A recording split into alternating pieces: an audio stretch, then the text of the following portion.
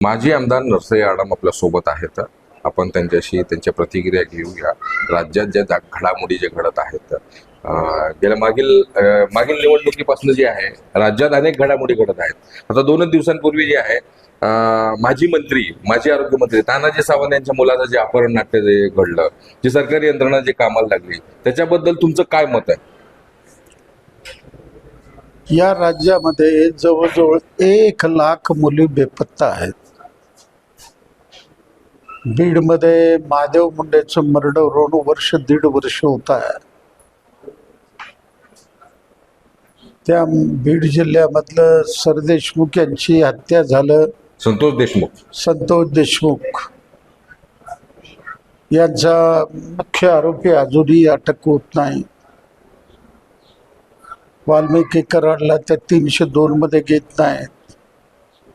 राज्याचे अन्नधान्य पुरवठा मंत्री धनंजय मुंडे यांचा राजीनामा घेतला जात नाही.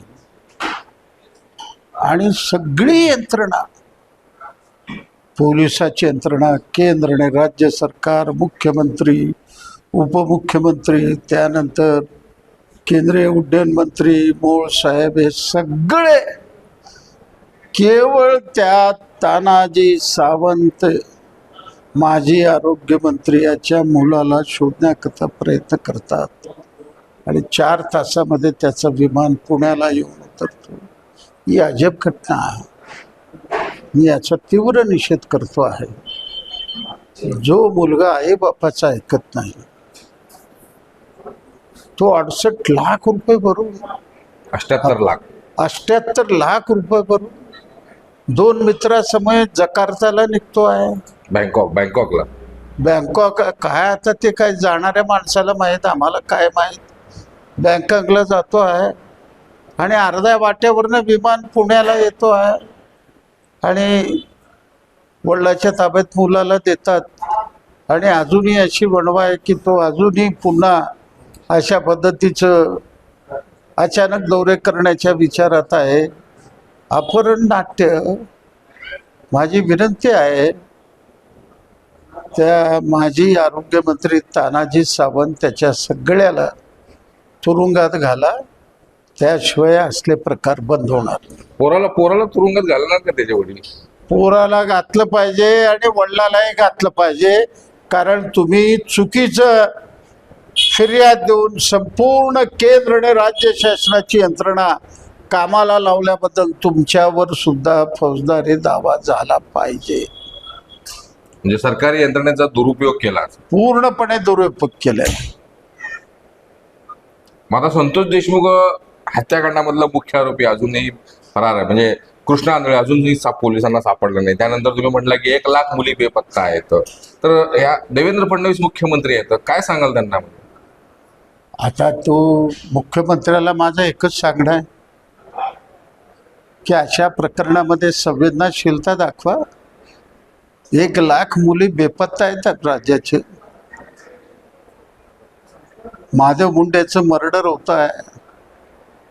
तुम्ही गृहमंत्री आहात, संपूर्ण पोलीस यंत्रणा तुमच्या हातात आहे. मुख्य आरोपी 302 खाली वाल्मिकी कराडला घ्या. मोक्का लावले की वाल्मिकीला? मुक्का लावून काय उपयोग आहे हो? हायकोर्टात जातील, सुटतील मोक्का. जोपर्यंत तुम्ही 302 मध्ये घेणार नाही तोपर्यंत त्या मुक्क्याला अर्थ काय?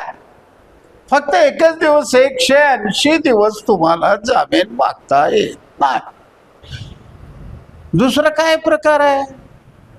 तुम्हाला 302 मध्ये घेतलं की फासावर लटकवता येईल त्याला. असं मर्डर तर मी कधी ऐकलं नाही. 4.5 तास मारहाण होती त्या संतोष देशमुख सरपंचाला. मसाजोगचा काय सरपंच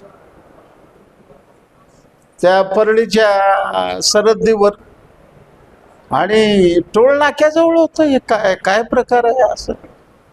त्या प्रकरणात धनंजय मुंडेंना टार्गेट केलं. अंजली दमाने यांनी वेगवेगळे पुरावे देखील सादर केले. त्यानंतर तरी देखील आज देखील जे आहे धनंजय मुंडे मंत्रिमंडळात आहे, तर त्यांचा राजीनामा मागितला जातो, पण तो राजीनामा आजपर्यंत दिला नाही धनंजय मुंडे यांनी. तर तुमचं मत काय त्याच्यावर? असं आहे, सरकारची मजबुरी आहे. कारण अजित पवारच्या 41 आमदाराचा पाठिंबा त्यांना पाहिजे. आता मला हे सांगा, अजित पवारांना देशाचे पंतप्रधान 70,000 कोटीच्या घोटाळ्यामध्ये यांचा हात आहे असं विधान करतात आणि त्यांना पुन्हा उपमुख्यमंत्री करतात. जर अजित पवाराला माफी देत असेल तर या धनंजय मुंडेला सुद्धा देवेंद्र फडणवीस माफ करतील अशी मला अपेक्षा आहे. मग आता तानाजी सावंतांच्या पोराला कसं समजावून सांगायचं, धाकट्या पोराला काय करायचं, त्यांचं कसं समजावून सांगायचं की बाबा असं करू नको, सरकारी यंत्रणा कामाला लावू नको, असं त्याला कसं समजावून सांगायचं? आता एकदा शिस्त बिघडलेली आहे, लग्न झालेलं आहे, आता बाहेर गेलेलं आहे. आता बाहेर गेलेल्या माणसाला एकच उपाय आहे, त्याला तुरुंगात घालणं, शिक्षा बघून बाहेर आला की सरळ होईल.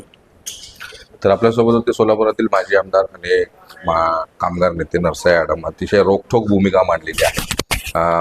माजी आरोग्यमंत्री तानाजी सावंत यांच्या पोराला तुरुंगात घाला आणि त्याला शिस्त लावा असं त्यांनी प्रतिक्रिया दिली आहे. महाराष्ट्र टाइम्सचं इरफान शेख, सोलापूर.